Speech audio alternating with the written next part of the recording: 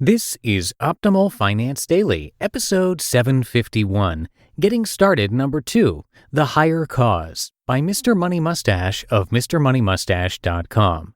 And I am Dan, your host. A happy Monday to you, and welcome to a brand new week of terrific content here on Optimal Finance Daily. And before we get to today's post from Mr. Money Mustache, I want to thank SendPro Online from Pitney Bowes.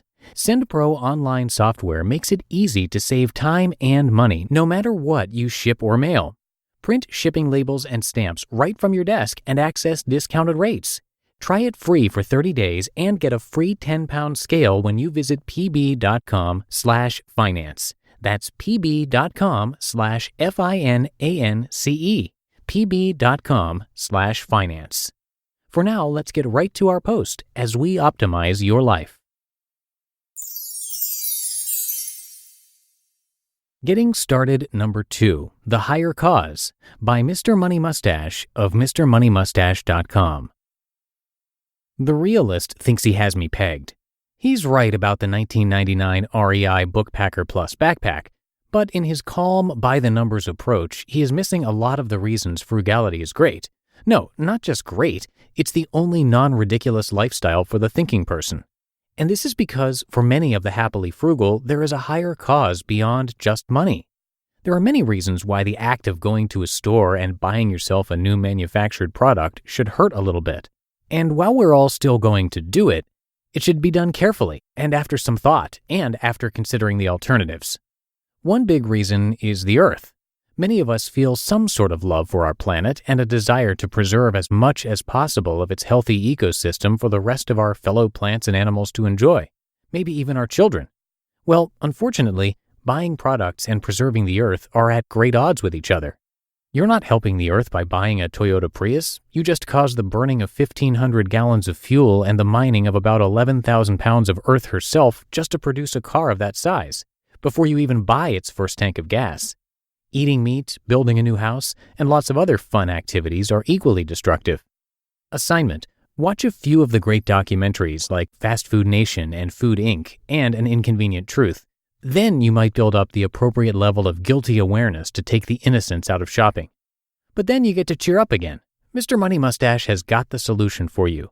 As luck would have it, not buying things is not only the solution for saving our planet, it is also the solution to your financial problems. But what about being happy, you ask? I'm buying these products to make me happy. Won't my happiness level drop if I stop buying them? Great question. That brings us to the next big reason frugality is great. It actually makes you happier, and there's science to back it up. Okay, as logical people, we probably agree that our main goal in life is to be happy. But what does happiness mean? At the lowest level, it means that something in your body is releasing the right chemicals that wash through your bloodstream and make your brain interpret the situation as good times. What triggers these chemicals? Well, usually things that we evolved to think are good for us: eating rich foods, having various pleasant experiences with potential mates, enjoying social status among our peers, and doing satisfying tasks like nesting, building, and creating things. It's easy to understand how these things contributed to our survival in the past, so our brains evolved to reward us when we do them. Shopping satisfies some of the later things in that list. You might get social status by having the latest trendy type of shoes, or you might trigger your nesting reward center by buying super cute shelving and accessories to organize your closet.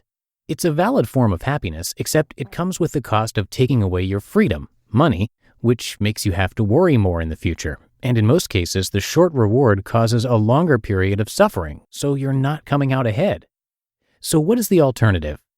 What if you were to write down the top 10 activities that make you happy and are good for your long-term happiness and health, then start spending most of your time doing those things? You would probably find that most of them are not expensive and that they take so much time you don't have time for the expensive ones. For example, for me, the list would have things like have breakfast with my family every day, have some playing, learning, reading time with my son every day, read one new book per week for myself, practice guitar at least 1 hour per week, work out with weights and ride bikes 3 times per week, a family hike or other outing 2 times per week, try cooking a new semi-fancy recipe for the family or friends once per week. Wow, wholesome but fun stuff there, and it already adds up to more than the amount of time I have available. Like most people, I still have material cravings, and my unconscious mind is automatically trying to rationalize each one even as my conscious mind resists. For example, right now I have inexplicable desires to buy a new computer with a gigantic 30-inch monitor for creative pursuits like music making and blogging, an Apple iPad for the educational games for kids and around-the-house convenience for us adults, a few new high-end tools to add to my already complete tool set. Because I'm a professional carpenter these days, I shouldn't have to compromise by using any of my remaining amateur-grade Ryobi tools, even though they still work, should I? And a $200 Zojirushi bread machine to replace the rattly $10 garage one I use that still works fine. But I just acknowledge the desires and put the research time needed for those purchases at the bottom of my to-do list. If I get everything else on the list done, I'm allowed to buy those things. Meanwhile, I can feel good about leading my existing simple life because the earth doesn't want me to buy extra things anyway. See, there is a higher cause. You just listened to the post titled Getting Started Number 2, The Higher Cause by Mr. Money Mustache of MrMoneyMustache.com. And a big thank you to SendPro Online from Pitney Bowes. SendPro Online is an online software that helps you save time and money no matter what you send. This includes letters, packages, overnights, and more. You can compare options between USPS, UPS, and FedEx, and they make it super convenient because it comes with a free 10-pound scale that weighs and calculates rates for you. USPS postal rates are going up on January 27, 2019, so now's the best time to try this out. By using SendPro Online, you get discounts of up to 40% off USPS priority mail shipping and get 5 cents off every letter you send. No additional equipment is needed. Just log onto your computer and use your own printer to print shipping labels and stamps.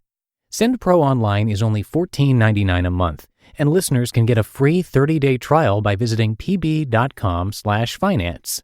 Experience the convenience of SendPro Online and try it out for free at pb.com/finance. And that's going to do it for today. Thank you so much for being a regular listener and for being a subscriber of the show as well. Have yourself a great rest of your day, and I will see you back here tomorrow where your optimal life awaits.